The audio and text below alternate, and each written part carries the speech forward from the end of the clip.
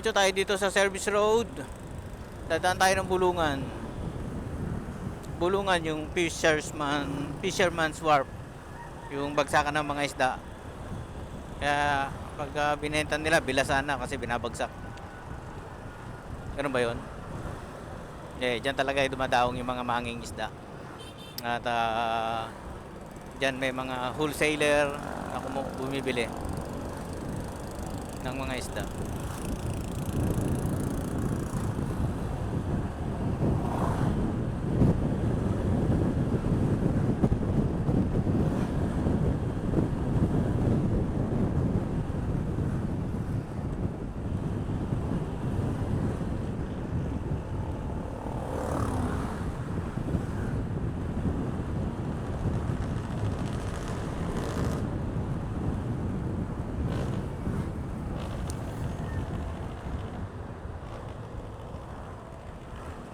So pupunta tayo dito tayo daan kasi one way yan, oh. One way, do not enter.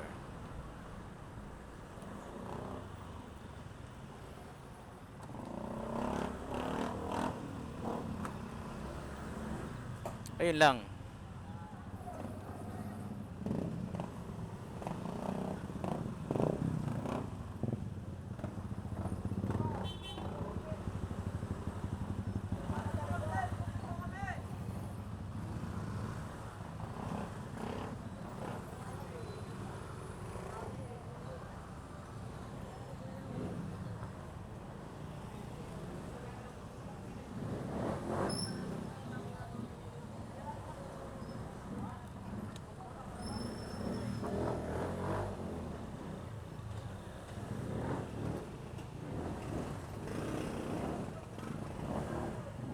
Yun. So medyo masikip dito. Masikip pala dumaan dito sa may Bulungan. Maraming mga bypassers at saka maraming mga ayan. So matatrap tayo ng mga 5 minutes.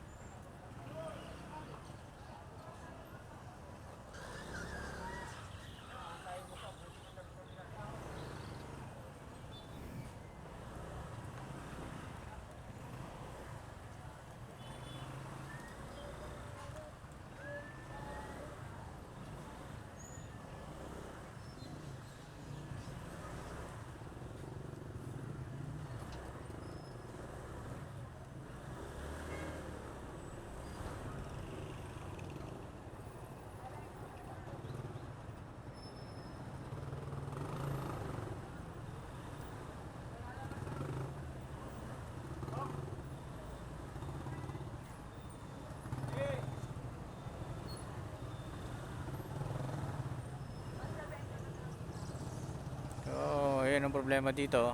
So, medyo masikip nga talaga.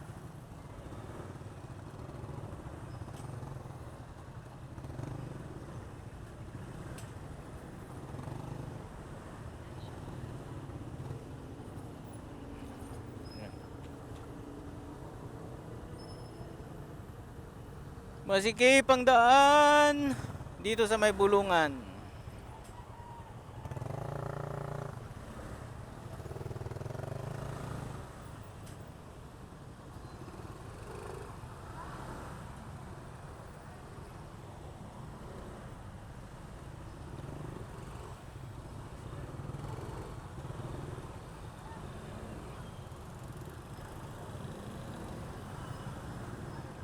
Ayan, napakasikip.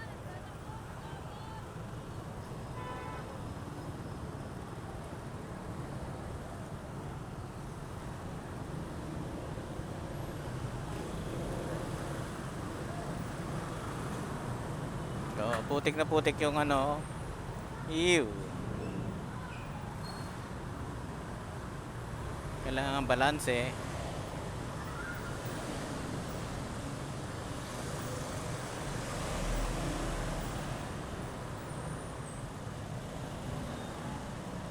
Kahuhugas pa lang ng motor.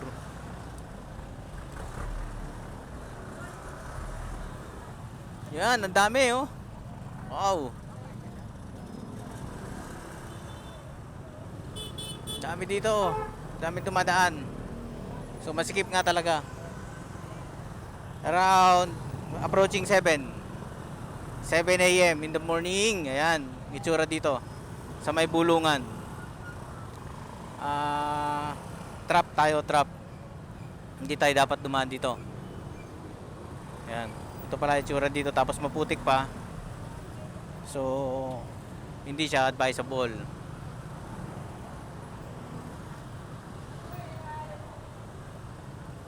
Ayan. Hindi advisable dumaan. So napakasikip, bubid ng traffic. Ano nangyari? We are doomed and trapped here.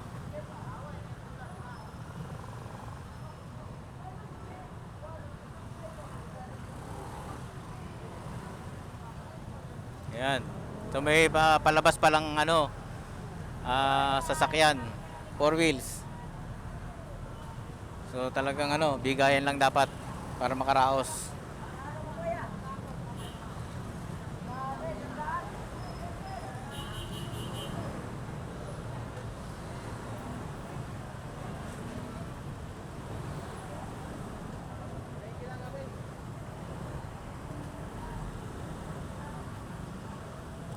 Bigayan lang dapat, bigayan lang para makaraos tayo. So dapat talaga hindi pwedeng daanan dito.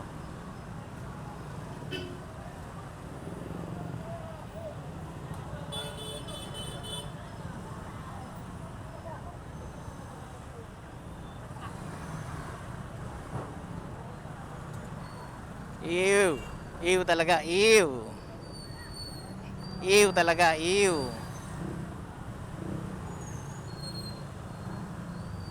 Ew talaga.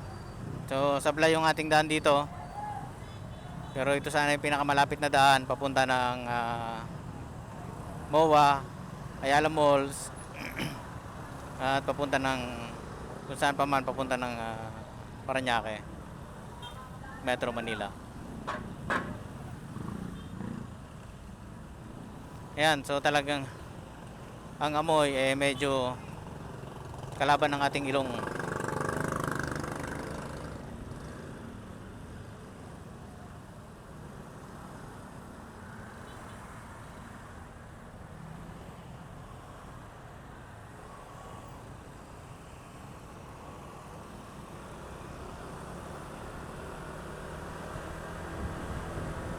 Yan, so makakaraos na rin tayo, nakadaan na tayo dun sa ubod ng traffic.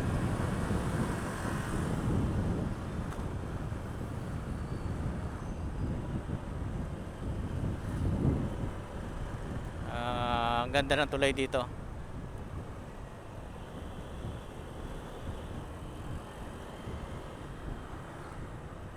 Ang dami talagang dumadaan doon. Mabaho lang talaga yung ano, tubig doon sa kalsada. So hindi natin alam saan tayo maghugas ng sapatos, matutuyo siya. Shit.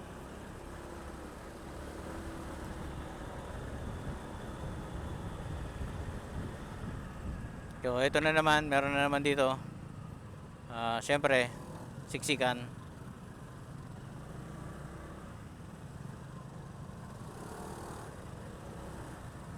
Yan, so may bangka pa lang dumadaan dito. So ibig sabihin malalim tong lugar na ito. Yan yung exit ng ilog.